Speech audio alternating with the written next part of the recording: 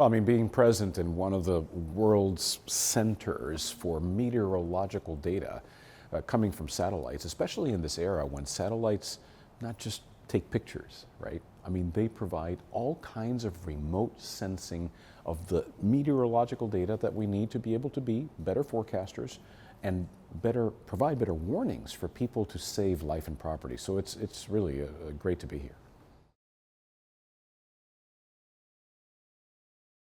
Well, having had a multi-decade career in the industry, unfortunately, I've seen the impacts of the symptoms of the changing climate accelerate. These impacts are happening more often.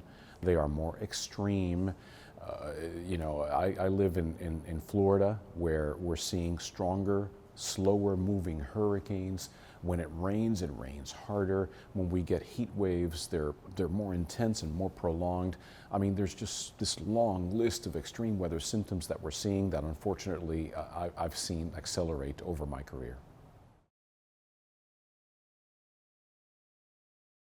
Well, climate communications, which is one of the areas that I focus on, is such a crucial part of what needs to be done to educate the public of the crisis, of the emergency that is unfolding across the planet.